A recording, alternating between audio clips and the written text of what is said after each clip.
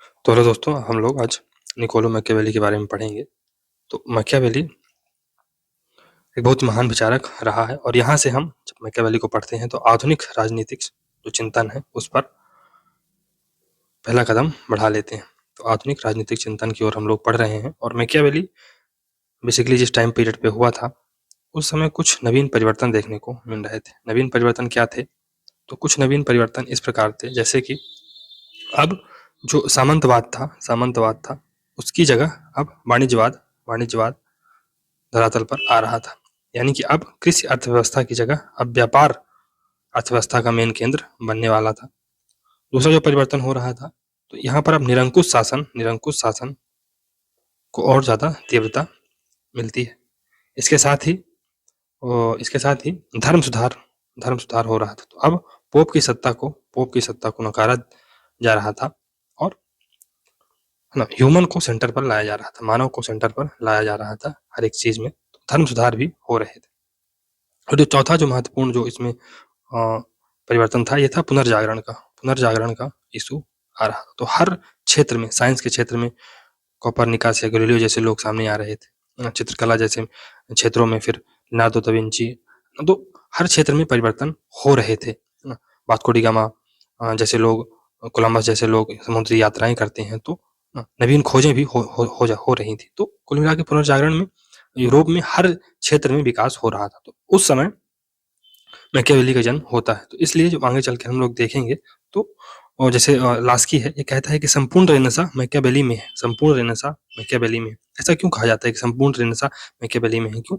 क्योंकि मैकियावेली जिस समय हुआ था उस समय जो नवीन प्रवृत्तियां थी वो सब कुछ उसके विचारों में देखी जा सकती हैं। तो इसीलिए कहा जा सकता है कि जो संपूर्ण रेनेसां है मैकियावेली में है। प्रोफेसर डैनिंग ने भी कहा है कि यह फ्लोरेंस वासी अपने युग का शिशु है, इन द सेंस कि जो नवीन परिवर्तन हो रहे थे उन सब को किस प्रकार से मैकियावेली उनको एक्नॉलेज करता है और उन पर नए नए विचार गढ़ता है। वो नेशन स्टेट की बात करता है ना, वो संप्रभुता का क्रूड फॉर्म देता है ना, और धर्म को नैतिकता से अलग करता है।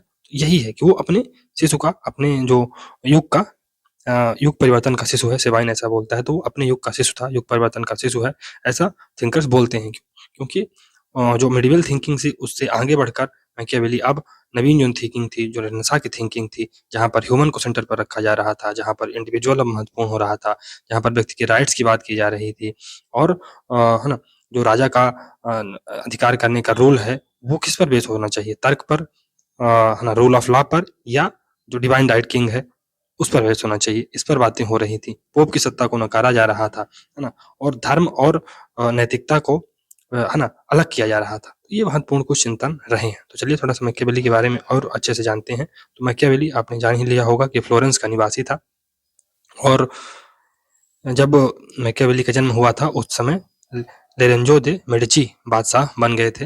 इसके पिता बर्नार्डो एक वकील हुआ करते थे, और मेडिची का जो शासन था 1494 में समाप्त हो गया था। फिर उसके बाद एक भिक्षु फ्रांसो मारियो सबोनारोला सत्ता में आता है, और उसने 1498 में फ्लोरेंस में गणराज्य की स्थापना की थी। फिर जो मैकियावेली है इसने फ्लोरेंस विश्वविद्यालय से अपनी शिक्षा ग्रहण की, और 29 वर्ष की आयु में ये सेकंड चांसरी के सचिव बन गया था। विदेश मामलों में राजनयिक, प्रशासनिक एवं सैनिक जिम्मेदारियां भी उसको दी गई थी, जिसका प्रभाव यह हुआ कि उसने राजनीति को बहुत ही नजदीक से देखा।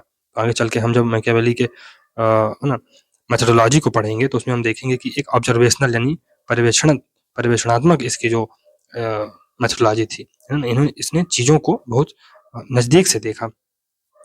तो ऐसा जब उसने यूरोप में जो विभिन्न देश हैं अनेक बार राजदूत बनने का मौका भी मिला, तो इसने राजाओं के दरबार में चलने वाले जो कूटनीतिक दांव पेच थे, राजनीतिक षड्यंत्र थे, उनका यह प्रत्यक्षदर्शी बना। ये बात भी थी। फिर इस प्रकार वो चांसरी में काम कर रहा था, तो उसको बहुत सारे प्रभावशाली राजनयिकों से मिलने का मौका भी मिला था, जिसमें से जूलियस द्वितीय थे जो पुनर्जागरण यानी रेनेसां के सक्रिय पोप हुआ करते थे। जर्मनी के राजा मैक्स मिलियन, फ्रांस के राजा लुई 14वें, और कार्डिनल सीजर बोर्जिया, रोड्रिगो बोर्जिया जो कि रोड्रिगो बोर्जिया के अवैध पुत्र पॉप अलेक्जेंडर बोर्जिया, इन सब से इन्होंने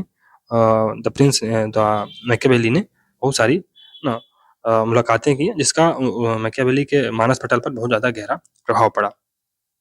फिर 1512 में फ्लोरेंस का पतन हो गया और फ्लोरेंस का पतन हो गया तो जो मैकियावेली था उसे उसके पद से हटा दिया गया और उसे बंदी बना लिया गया, उसे बहुत सारी कठोर यातनाएं दी गई और है ना।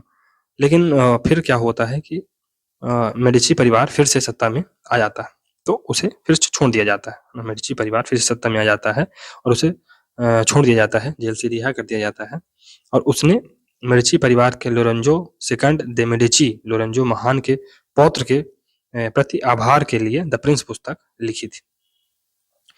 1520 में मैकियावेली को फ्लोरेंस विश्वविद्यालय में फ्लोरेंस के घटनाक्रम को लिखने की जिम्मेदारी दी गई, जो बाद में उसकी रचना फ्लोरेंस का इतिहास, हिस्ट्री ऑफ फ्लोरेंस 1525 के रूप में उभर कर सामने आती है।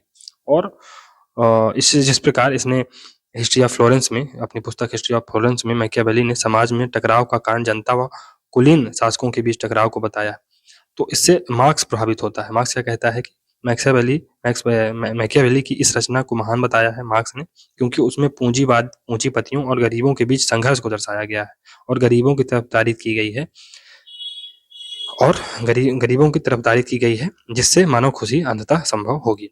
तो हम कह सकते हैं कि मैकियावेली एक कुशल राजनीतिक विद्वान, नाटककार के रूप में याद किया जाएगा। व्यक्तिगत रूप से वह एक मित्रपूर्ण व्यक्ति था, गैर वफादार पति था, यानी वफादार नहीं था, प्रेमपूर्ण पिता था, अच्छा वक्ता था, मजाकिया, भरोसेमंद मित्र था। तो 1527 में इसका ध्यानवास होता है और मैकियावेली की कब्र पर लिखा हुआ है कि कोई भी शब्द इस महान व्यक्ति की बराबरी नहीं कर सकते हैं। तो ऐसा लिखा हुआ है मैकियावेली की कब्र पर कि कोई भी शब्द इस महान व्यक्ति की बराबरी नहीं कर सकते हैं। तो मैकियावेली के जो चिंतन है उस पर प्रभाव तो हमने देखा है पुनर्जागरण का यूरोप में शक्तिशाली जो निरंकुश राजतंत्रों की जो स्थापना हुई थी उसका प्रभाव पड़ा था। इटली की तत्कालिक दुर्दशा हमने बताया था कि इटली उस समय बेसिकली 5 प्रिंसिपालिटीज में डिवाइड था और ये फ्लोरेंस का रहनवासी था।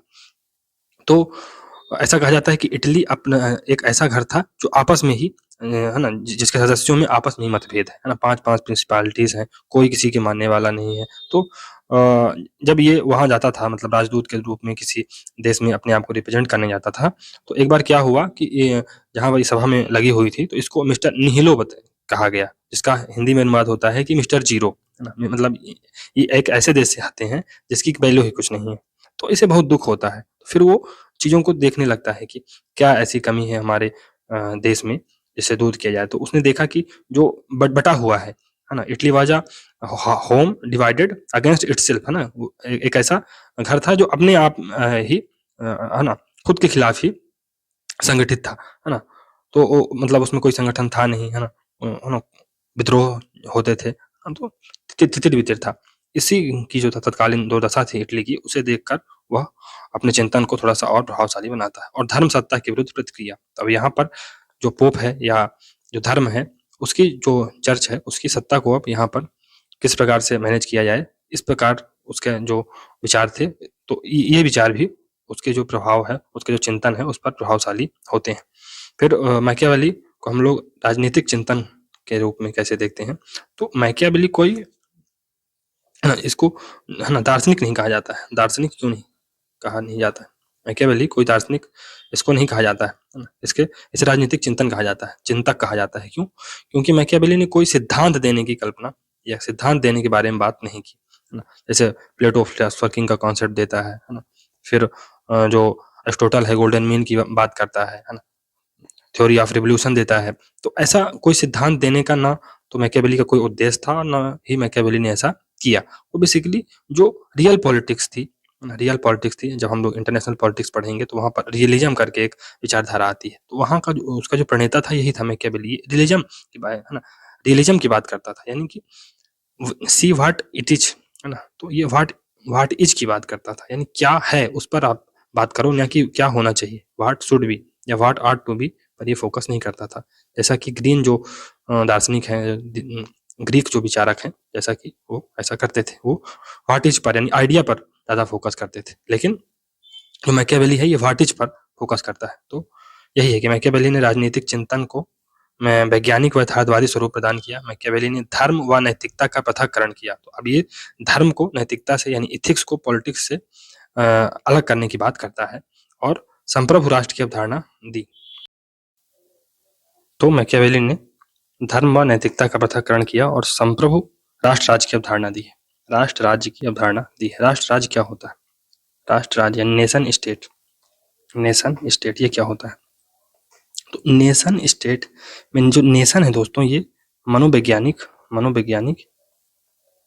एवं सांस्कृतिक इकाई है। मनोवैज्ञानिक एवं सांस्कृतिक इकाई है। तो एक व्यक्ति चाहे विश्व के किसी भी कोने में रहे, वो भारतीय होने के कारण हर भारतीय से जुड़ाव महसूस करता है। तो ये एक मनोवैज्ञानिक है, सांस्कृतिक है कि हमारी जो संस्कृति है, परंपरा है, उस चक्कर में हम लोग है ना विश्व में कहीं भी रहें तो एक दूसरे से जुड़ाव महसूस करते हैं। तो ये एक मनोवैज्ञानिक और सांस्कृतिक इकाई है ना। कोई कर्नाटक का व्यक्ति है, अगर कोई विश्व के है ना दिल्ली में वो रह रहा है और कोई कर्नाटक का मिल गया तो वो जुड़ाव महसूस करता है। तो ये एक नेशन होता है। तो ऐसा भारत में कहा जाता है कि भारत में कई नेशन हैं। क्यों? क्योंकि भारत में ना कई भाषा भाषी लोग हैं, है ना, कई संस्कृति को मानने वाले लोग हैं। तो भारत में कई नेशन है।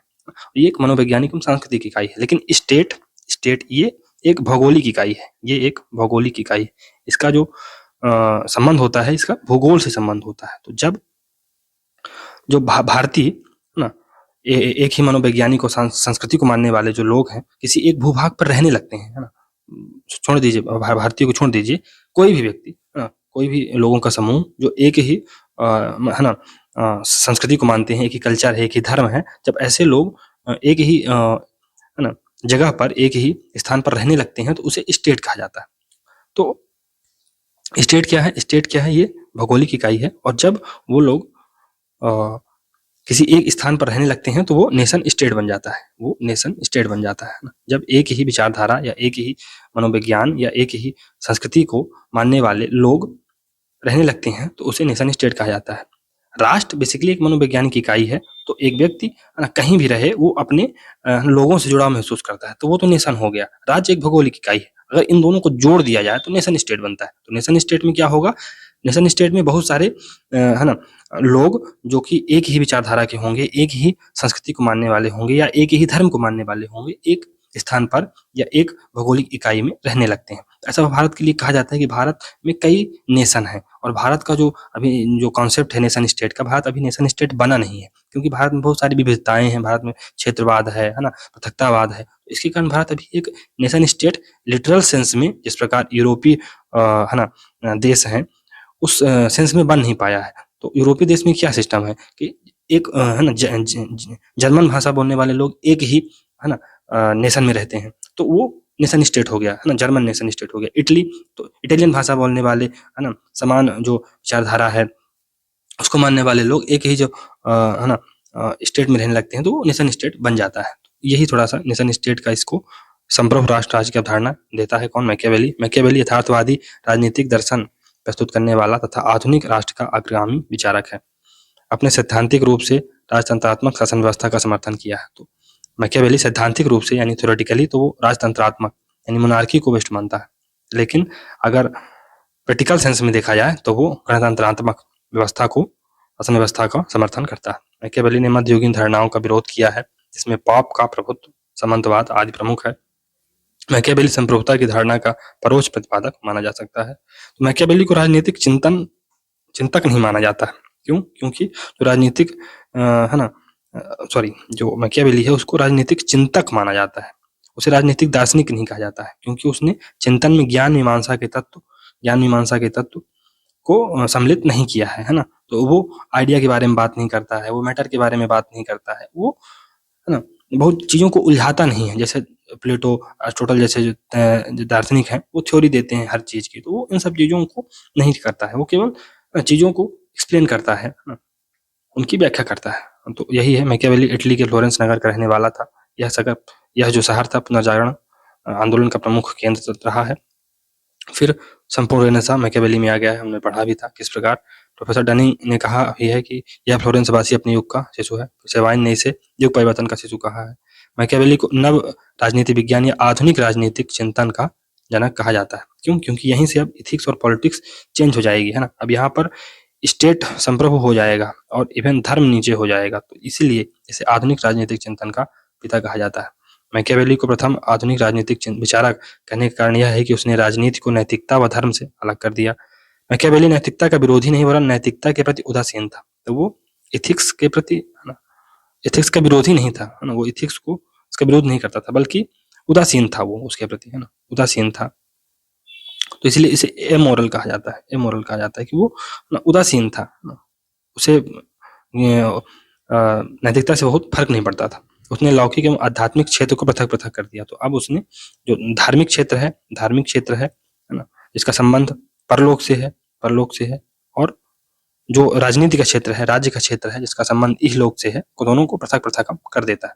यही बात इसमें लिखी गई है। राजनीतिक चिंतन को मध्यकालीन धार्मिक रूढ़ियों से मुक्त कर धर्मनिरपेक्ष राज्य यानी अब सेकुलर स्टेट का कॉन्सेप्ट सामने आएगा मैकियावेली के माध्यम से। मैकियावेली इटली को फ्रांस, स्पेन, ब्रिटेन आदि यूरोपीय देशों की तरह नेशन स्टेट बनाना चाहता था, पर धर्म व पाप की सत्ता उसके मार्ग में रोड़ा बन रही थी। तो नेशन स्टेट वो बनाना चाहता था जहां पर इटली या कि इटालियन भाषाभाषी लोग एक साथ रहें और जुड़ाव महसूस करें। इस प्रकार वो नेशन स्टेट बनाना चाहता था, लेकिन जो धर्म था लोगों को बांटे हुए था, पॉप अपनी सत्ता स्थापित किए हुए था, तो वो लोग कंसोलिडेट नहीं हो पा रहे थे। इसलिए वह इटली के नैतिक अपकर्ष में मुख्य योगदान जनता, राजा व उच्च वर्ग का नहीं बल्कि चर्च का मानता है। तो उसका मानना था कि जो इटली का अपकर्ष ये हो रहा है, इटली का जो डाउनफॉल है, इसमें जो मुख्य योगदान जनता, राजा या उच्च वर्ग का नहीं है बल्कि चर्च का है, क्योंकि चर्च ही सुप्रीम अथॉरिटी है और चर्च ही लोगों को बरगला रही है। सबसे जो घातक है कौन है? चर्च है। इटली को राष्ट्र राज्य बनाने का सपना देखता मैकियावेली लिखता है कि हमारा देश मृतप्राय अवस्था में पड़ा है और ऐसे उद्धारकर्ता की राह देख रहा है जो उसकी चोट को आराम पहुंचाए, जो लंबार्डी में विनाश लीला का पटाक्षेप करे, जो नेपल्स व तस्कानी को अत्याचार से मुक्त करे और इस देश के घावों पर पट्टी बांधे जिससे मावाद रिस रहा है। राष्ट्रवाद व राष्ट्र राज्य के रूप में इटली निर्माण के स्वप्न के कारण ही हेगेल कहता है मैकियावेली महान व वास्तविक प्रतिभाशाली व्यक्ति था जिसका उद्देश्य राष्ट्र राज्य स्थापना सर्वोच्च व महान था। Man of genius Hegel Machiavelli को मैन ऑफ जीनियस कहता है। आगे हम लोग हेगेल के बारे में भी पढ़ेंगे, तो वो भी ना नेशन स्टेट की बात करता है, वो भी नेशन स्टेट की बात करता है। तो जो उसके विचार हैं बहुत हद तक मैकियावेली से प्रभावित रहे हैं हेगेल के, तो हेगेल इसका समर्थन तो करेगा ही। मैकियावेली कौटिल्य की तरह ही था। क्यों? क्योंकि कौटिल्य भी यथार्थवादी था, कौटिल्य भी रियलिज्म पर भरोसा करता था और मैकियावेली की भांति कौटिल्य की भांति मैकियावेली ने भी स्टेट क्राफ्ट पर लिखा है कि शासन कला कैसी होनी चाहिए या शासन को चलाया कैसे जाए, है ना। वो सिद्धांत नहीं देता, बड़ी बड़ी थ्योरियां नहीं देता है ना, शासन कला के बारे में लिखता है। इसलिए मैकियावेली कौटिल्य की तरह था। वह आदर्शवादी नहीं था बल्कि व्यवहारिक एवं यथार्थवादी था। अतः उसके विचार शासन कला यानी स्टेट क्राफ्ट पर थे, न कि राज्य, उसकी उत्पत्ति, आदर्श राज्य, है ना। तो अभी इन सब का झमेला वो समाप्त कर रहा है कि राज्य क्या होता है, उसकी उत्पत्ति कैसे होती है ना, आदर्श राज्य क्या है, ये सब हटाओ, यथार्थवादी बनो, व्यवहारिक बनो और चीजों को ना शासन कला सीखो, शासन कैसे किया जाए। तो गार्नर के अनुसार स्टेट शब्द जो कि स्टेटो से बना है उसका प्रथम प्रयोग मैकियावेली ने ही किया है। स्टेट शब्द जो स्टेटो से बना है उसका प्रथम प्रयोग मैकियावेली ने ही किया है। मैकियावेली राजनीति, यथार्थवाद, रियलिज्म का समर्थक था जिसने राजनीति में आदर्श के बजाय वास्तविक जीवन व शक्ति को प्रधानता दी है। पावर पॉलिटिक्स की बात करता है मैकियावेली और कहता है कि आप रियलिज्म पर भरोसा करिए और व्हाट इज पर फोकस करिए। आइडियलिज्म राजनीति में जो आदर्शवाद है ये काम नहीं देता है। तो हमारे जो प्रथम प्रधानमंत्री थे नेहरू जी, वो कश्मीर का मुद्दा लेके कहाँ चले गए? यूनाइटेड नेशन में। ये एक आदर्शवादी रणनीति थी। आपने सोचा कि international organisation such as UNO बन चुका है तो अब हमारी बात सुनी जाएगी। ये आदर्शवाद था, नेहरू का आदर्शवाद था। अगर रियलिटी होती तो 2-4 महीने और हमारे सैनिक लड़ाई लड़ लेते और पूरा पाकिस्तान, पूरा जो कश्मीर का एरिया है अपना होता। तो यही है कि राजनीति में यथार्थवाद आइडिया नहीं चलता है, आपको व्हाट इज पर फोकस करना चाहिए, ना कि व्हाट शुड बी पर। गांधी के विपरीत मैकियावेली का मानना है कि साध्य ही साधनों का औचित्य सिद्ध कर सकते हैं। The end justifies the mean. तो मैकियावेली क्या मानता है कि एंड जस्टिफाइज द मीन्स। इसका मतलब है कि अगर आपने अपने नेशनल इंटरेस्ट को प्रोटेक्ट कर लिया, आपने अपनी संप्रभुता इन किरण प्रकारण बचा ली, है ना, आपने अपनी जनता की रक्षा कर ली, चाहे इसके लिए आपने करोड़ों लोगों को कत्ल कर दिया, है ना। तो ये सिद्ध, ये सही है ना, ये सही है ना। यानी कि एंड जस्टिफाइज द मीन। अगर आपने ना दूसरे राज्य पर कब्जा कर लिया, या आपने नेशनल इंटरेस्ट को प्रोटेक्ट कर लिया, आपने कौन से साधन उपयोग किए हैं, ये औचित नहीं, इनका औचित नहीं है। आपको केवल और केवल किस पर ध्यान देना है, गोल पर, कि आप अपनी संप्रभुता की, अपने नेशनल इंटरेस्ट का बचाव कर पा रहे हैं या नहीं। साधन मायने नहीं रखते। लेकिन गांधी जी क्या कहते हैं? गांधी जी कहते हैं कि अगर आप भगवान को पाना चाहते हैं तो आपके जो कार्य हैं वो शैतान के जैसे नहीं हो सकते हैं। If you want to know the God, if you want to attain God, your action can not be of Shaitan. तो आपके एक्शन शैतान की तरह नहीं हो सकते हैं। तो वो साध्य और साधन दोनों को महत्वपूर्ण मानते थे गांधी जी। जबकि मैकियावेली है, ये साधन को उतना महत्वपूर्ण नहीं मानता है। साधन, आप किसी भी प्रकार के साधन का उपयोग कर सकते हैं, until and unless you win, है ना। अगर आप जीत रहे हैं, आप अपने नेशनल इंटरेस्ट को प्रोटेक्ट कर पा रहे हैं, आप अपनी संप्रभुता बचा पा रहे हैं, तो क्या ये मायने नहीं रखता है कि आप किस प्रकार के तरीकों का उपयोग कर रहे हैं, है ना। तो इसकी नज़र में तो फिर हिटलर भी सही सिद्ध हो सकता है। तो ये थोड़ा सा है, पर ठीक है, आज की डेट में यही तो चलता है ना, कि अपने जो साध्य हैं उनको अचीव करिए, है ना, साधन की चिंता मत कीजिए। फिर राजा को राज्य की सुरक्षा की चिंता करनी चाहिए, यानी साध्य पर ध्यान देना चाहिए। साधन तो हमेशा आदरणीय ही माने जाएंगे, ऐसा मैकियावेली बोलता है। फिर मैकियावेली ने न केवल राजनीति व धर्म को पृथक किया, अपितु उसने प्राकृतिक कानून सिद्धांत व दैवी कानून सिद्धांत का खंडन किया, है ना। तो हमने पढ़ा था कि प्राकृतिक कानून सिद्धांत क्या है, दैवी कानून सिद्धांत क्या है, तो उनको उसने उसका खंडन किया। और सकारात्मक कानून सिद्धांत यानी राज्य निर्मित कानून की स्थापना की है। तो सकारात्मक कानून कैसे कानून होते हैं? जो राज्य द्वारा बनाए जाते हैं। प्राकृतिक कानून तो वो प्रकृति द्वारा जो हम लोग इन्फर करते हैं, वही कानून प्राकृतिक कानून कहलाते हैं। दैवी कानून तो जो धर्म से रिलेटेड कानून होते हैं, या जिन्हें महापुरुषों द्वारा बनाया जाता है। जैसे फॉर एग्जाम्पल, जैसे कुरान को मोहम्मद पैगंबर ने लिखा, है ना, या कि, है ना, उसको प्रतिपादित किया, कुछ भी किया। फिर जैसे, है ना, ईसा मसीह ने बाइबल लिखा, तो ये दैवी कानून हो गए। प्राकृतिक कानून कहीं लिखे नहीं होते हैं। ये शासक कानूनों का जो हम लोगों ने पिछली बार पढ़ा था थॉमस एक्विनास को, तो इसको गहनता से इसका अध्ययन किया था, तो इसको थोड़ा वहाँ पर रेफर करिएगा। मैकियावेली ने दैवी कानूनों के साथ साथ राजा की दैवी उत्पत्ति व दैवी अधिकार सिद्धांत का भी खंडन किया। तो अब राजा को मिडिवल टाइम में क्या कहा जाता था कि राजा की जो उत्पत्ति हुई है वो ईश्वर की इच्छा से हुई है, और उसके जो अधिकार है वो ईश्वर द्वारा प्रदत्त है ना, ऐसा कहा जाता था। जैसे भारत में भी मिडिवल टाइम में क्या था कि जो सुल्तान है वो अल्लाह का प्रतिनिधि है, तो आप उसके खिलाफ कैसे जा सकते हैं? तो राजा अल्लाह का प्रतिनिधि है या ईश्वर का प्रतिनिधि है, तो आप उसके खिलाफ जा ही नहीं सकते हैं, है ना। उसकी उत्पत्ति राज्य से, है ना, जो राजा है उसकी उत्पत्ति देवताओं से हुई है। तो ये एक प्रकार का, है ना, मेंटल बैरियर क्रिएट किया जाता था, जिसको मैकियावेली खंडन करता है ना। निकोलो मैकियावेली की राजनीतिक सिद्धांत के इतिहास में बड़ी भयावह प्रसिद्धि है। वो ऐसी ही है कि बदनाम होंगे तो नाम तो होगा, है ना। तो इसको बहुत ज़्यादा क्रिटिसाइज भी किया गया। फॉर एग्जाम्पल, विलियम शेक्सपियर ने इसे हत्यारा मैकियावेली कहा है ना, द मर्डरस मैकियावेली। साथ ही उसे एलिजाबेथवादी युग के रंगमंच पर चालबाजियों का पेशेवर आविष्कार करता, बदमाशों, छीना झपटी करने वाले व अत्याचारियों का निर्देशक बताया। शेक्सपियर की टिप्पणी है, खूसट मैकियावेली यानी डैम्ड मैकियावेली खुद शैतान को ही दिया दिखाता है, और उसने शैतान का नाम निकोलस मैकियावेली के नाम पर ही ओल्ड निक रखा था। एक शैतान था, उसके शेक्सपियर के जो नाटक थे उसमें एक शैतान था, उसका नाम उसने निकोलस मैकियावेली के नाम के आधार पर ही ओल्ड निक रखा था। धर्म व नैतिकता संबंधी विचारों के कारण लियो स्ट्रॉस ने उन्हें बुराई का शिक्षक कहा। लियो स्ट्रॉस, जो कि हम लोग देखते हैं कि मॉडर्न एक पॉलिटिकल थिंकर है, जिसने, है ना, ट्रेडिशनल पॉलिटिकल जो कॉन्सेप्ट है, ट्रेडिशनल पॉलिटिकल थ्योरी है, उसको समर्थन किया है। तो वो भी मैकियावेली को बुराइयों का शिक्षक बोलते हैं। फिर राजनीति में अनैतिकता के पोषण के संबंध में मैकियावेली पर जो आक्षेप लगे, उन आक्षेपों का उत्तर देते हुए खुद मैकियावेली ने कहा है कि कोई व्यक्ति पुस्तक पढ़कर अनैतिक बन गया हो, मैंने तो ऐसा कभी नहीं सुना, है ना। तो मैकियावेली कहता है कि कोई व्यक्ति पुस्तक पढ़ के अनैतिक बन गया, अरे उस व्यक्ति के मन में ही पाप रहा होगा, तब वो अनैतिक बन गया, है ना।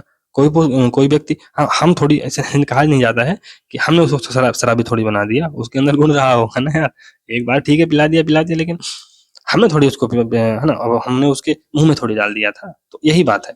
मैकियावेली को शैतान का शागिर्द और तानाशाहों का उत्साह कहा जाता है। पर्सिवाइल ने लिखा है कि मैकियावेली ने हॉब्स के समान राजनीतिक निरंकुशता का सिद्धांत विकसित नहीं किया। मैकियावेली, फिर मैक्सी क्या बोलता है मैकियावेली के बारे में कि मैकियावेली ने राजनीति की नैतिकता को भ्रष्ट नहीं किया, ऐसा तो सदियों पूर्व हो चुका था। उसने जिस निर्ममता पूर्वक उन पवित्र षड्यंत्रों का पर्दाफाश किया है जो धार्मिक मंत्रोच्चार द्वारा बड़े-बड़े स्थानों में रचे जाते थे, उसे सच्चे और पक्के देशभक्त होने का श्रेय दिया जाना चाहिए। तो मैकियावेली ने जिन चीजों को कहा है कि इथिक्स ना, पॉलिटिक्स में इथिक्स नहीं होनी चाहिए, राजा को धर्म से नहीं बल्कि है ना राजा को आदर्शवाद से नहीं बल्कि है ना रिलीजन से गाइडेड होना चाहिए, है ना, अपने नेशनल इंटरेस्ट को प्रोटेक्ट करने के लिए आप किसी भी हद तक जा सकते हैं। तो ऐसा नहीं है कि पहले या बाद में ऐसा देशों ने नहीं किया, देश अभी भी वही कर रहे हैं, पहले भी वही करते थे। बात यह है कि मैकियावेली ने उसको सही सही बता दिया, बस केवल इतना है। मैकियावेली के आलोचक ही नहीं प्रशंसक भी हैं। फ्रांसीसी विचारकों में बेनेडिक्ट स्पिनोजा उन्हें प्रिंस का पर्दाफाश करने के कारण जनता का मित्र बताया है। मॉन्टेस्क्यू ने उसे लिबी के कारण आजादी का प्रेमी माना है। मॉन्टेस्क्यू के जो शिष्य थे रूसो ने मैकियावेली को गणतंत्रवादी व अच्छा नागरिक बताया है। वाल्टेयर ने भी उसकी प्रशंसा की है। कई सहानुभूति रखने वाले विशेषज्ञों ने मैकियावेली को राजनीति का गैलीलियो कहा है। फिर एंटोनियो ग्राम्सी ने नैतिकता से राजनीति को अलग करने के कारण मैकियावेली की प्रशंसा की है। ग्राम्सी ने अपनी कृति द मॉडर्न प्रिंस पुस्तक में बताया है कि आधुनिक युग में नया प्रिंस व्यक्ति नहीं बल्कि राजनीतिक पार्टी यानी साम्यवादी पार्टी होगी। तो मॉडर्न प्रिंस कौन होगा? साम्यवादी पार्टी होगी। क्रोचे ने कार्ल मार्क्स को सर्वहारा का मैकियावेली कहा है। मैकियावेली ने ही सबसे पहले विवर्धन का सिद्धांत दिया जो आधुनिक अंतर्राष्ट्रीय शक्ति राजनीति का आधार है। विवर्धन का सिद्धांत, तो मैकियावेली ने ही सबसे पहले विवर्धन का सिद्धांत दिया है। विवर्धन का सिद्धांत मतलब कि आप अपने देश को एक्सपेंड कैसे करेंगे, है ना, आप अपने देश को एक्सपेंड कैसे करेंगे, है ना, कैसे आप अपने जो ज्योग्राफिकल एरिया है उसका ज़्यादा से ज़्यादा विस्तार करेंगे, है ना। तो विस्तारवाद की जो नीति है उसको सबसे पहले मैकियावेली ने दिया था। मैकियावेली ने शक्ति राजनीति यानी पावर पॉलिटिक्स की नींव रखी है, जहाँ पर सब कुछ पावर ही है, पावर से आगे कुछ भी नहीं है। उसके अनुसार राजनीति सत्ता के लिए संघर्ष है। पावर इज स्ट्रगल फॉर, है ना, जो पॉलिटिक्स है स्ट्रगल फॉर पावर है। तो पॉलिटिक्स क्या है? पॉलिटिक्स सत्ता के लिए संघर्ष है। इसी विचार को 17वीं शताब्दी में हॉब्स व हेरिंगटन ने, 18वीं शताब्दी में हैमिल्टन व मेडिसन ने, 19वीं सदी में पैरेटो, मोस्का और मिशेल ने, और 20वीं सदी में E.H. कार व मॉर्गेनथाउ जैसे यथार्थवादियों और Robert Dahl, David Easton, Harold Lasswell, Catlin आदि व्यवहारवादियों ने अपनाया। शक्ति राजनीति, पावर पॉलिटिक्स यानी राजनीति क्या है? सत्ता के लिए संघर्ष। मैकियावेली के भौतिक हितों में विश्वास ने हीगल व कार्ल मार्क्स को प्रभावित किया। फिर पुनर्जागरण तो हमने देख ही चुका था कि संपूर्ण रेनेसां मैकियावेली में है। 15वीं सदी में इटली में जो सांस्कृतिक, आर्थिक, सामाजिक, राजनीतिक परिवर्तन हुए उन्हें रेनेसां कहा जाता है, जो 16वीं सदी में यूरोप में फैल गए थे। रेनेसां आधुनिक युग का आगमन था जिसमें मध्ययुगीन अंधकार युग, डार्क एज, हमने देखा था कि डार्क एज हो गया था, जहाँ पर धार्मिक रूढ़ियां, अतार्किकता, है ना, भाग्यवाद के बजाय अमानवतावाद, विज्ञान व तर्क को अपनाया जाने लगा। इसी रेशा ने राष्ट्र राज्य औद्योगिकीकरण, पूंजीवाद, शहरीकरण, धर्मनिरपेक्षता की नींव डाली। Leonardo da Vinci, Michael Angelo जैसे चित्रकारों, मैकियावेली ने राजनीतिक चिंतकों, कोलंबस व वास्को डी गामा जैसे यात्रियों, कोपरनिकस, केपलर और गैलीलियो जैसे वैज्ञानिकों ने रेनेसां की पृष्ठभूमि को तैयार किया। W.T. जॉन्स कहता है कि मैकियावेली पुनर्जागरण का शिशु था। प्रोफेसर डनिंग कहता है कि यह फ्लोरेंस वासी अपने युग का शिशु था। फिर सेवाइन क्या बोलते हैं कि युग परिवर्तन का शिशु मैकियावेली था। G.H. वेल्स ने 1910 में एक उपन्यास लिखा, न्यू मैकियावेली। अब मैकियावेली की कुछ अध्ययन पद्धतियां हैं, उनको देख लेते हैं। तो मैकियावेली है वो बेसिकली जो इसकी अध्ययन पद्धति है वो हिस्टोरिकल है और अनुभव मूलक अध्ययन पद्धति है। यानी हिस्टोरिकल है इन द सेंस कि उसने हिस्ट्री में जाके बहुत सारे उदाहरण दिए हैं, बहुत सारे उदाहरण उठाए हैं और उनको उनके माध्यम से जो चीजें हैं जो उसने चिंतन दिया है, उसमें जो धर्म और नैतिकता को उसने अलग करने की बात की है ना, इन जस्टिफाइज द मीन्स, है ना, रिलीजन की बात की है, उनको जस्टिफाई करने की बात करता है। फिर इसकी जो पद्धति है अनुभव मूलक भी है। तो हमने जब पढ़ा था कि ये बहुत सारे जो राज्य हैं वहाँ पर राजदूत बनकर भी रहा है, तो उसने जो राजनीतिक कुटिलताएं हैं, जो षड्यंत्र हैं, उनको बहुत ही नजदीक से देखा था। तो इसकी जो अध्ययन पद्धति है वो भी है ना, अनुभव मूलक रही है। इसके साथ ही इसकी अध्ययन पद्धति निरीक्षात्मक और अवलोकनात्मक रही है। तो इसकी जो अध्ययन पद्धति रही है निरीक्षात्मक और ऑब्जर्वेशनल रही है। अरस्तू के बाद राजनीतिक अन्वेषण के क्षेत्र में इस पद्धति को अपनाने वाला मैकियावेली ये पहला विचारक रहा है। तो हमने जो ऑब्जर्वेशनल मेथड था उसे मैकियावेली जब हम लोग पढ़ रहे थे तो ऑब्जर्वेशनल मेथड का हमने उपयोग किया था कि कैसे उसने 158 प्रकार के संविधानों को ऑब्जर्व किया था और फिर जाके अपना थ्योरी ऑफ कॉन्स्टिट्यूशन दिया था। तो इसके बाद हम यही मैकियावेली में ही ये जो ऑब्जर्वेशनल मेथड है उसको देखते हैं। फिर डनिंग के अनुसार मैकियावेली की राय में राजनीतिक विज्ञान की सही विधि ऐतिहासिक विधि है। डनिंग मैकियावेली की पद्धति ऐतिहासिक वास्तविक न होकर आभासी है। सेवाइन ने मैकियावेली की पद्धति को ऐतिहासिक कहना भ्रमपूर्ण माना है। सेवाइन के अनुसार उसकी अध्ययन पद्धति पर्यवेक्षणात्मक है। उसने चीजों का पर्यवेक्षण किया है, चीजों को देखा है, सुना है और फिर जाके उसने अपने जो सिद्धांत हैं वो उनको प्रस्तुत किया। उसकी जो प्रमुख कृतियां हैं उनको देख लेते हैं। तो द प्रिंस है, ये 1532 में आती है। द मॉडर्न प्रिंस ये ग्रामसी की पुस्तक लिखी गई है और इसमें जो प्रिंस है वो एक पार्टी होगी, कम्युनिस्ट पार्टी होगी। तो मॉडर्न प्रिंस पुस्तक है ग्रामसी की, उसमें जो प्रिंस है वो एक पॉलिटिकल पार्टी है, ना कि prince as a person. Discourse on Livy, तो इस पुस्तक का नाम, इस पुस्तक का पूरा नाम क्या है? Discourses on the first 10 book of Titus Livy's. Art of war 1561 में आती है। इसमें उसने वार के बारे में, किस प्रकार से वार किए जाए, किस कूटनीति का उपयोग किया जाए, उसके बारे में लिखा है। हिस्ट्री ऑफ फ्लोरेंस 1525 में आती है। इसमें हम लोगों ने देखा था कि उसने पूरा जो फ्लोरेंस का इतिहास है उसको समेटने का कार्य किया था। वेल्फागोर यह एक नाटक है। मैकियावेली ने 1513 में द प्रिंस, लगभग 1516 में द डिस्कोर्स ऑन लिवी, लगभग 1521 में द आर्ट ऑफ वार लिखा था, परंतु इसकी मृत्यु के बाद ये चीजें प्रकाशित हो पाई थी। उन्होंने जीवन के अंतिम वर्षों में हिस्ट्री ऑफ फ्लोरेंस पूरा किया था।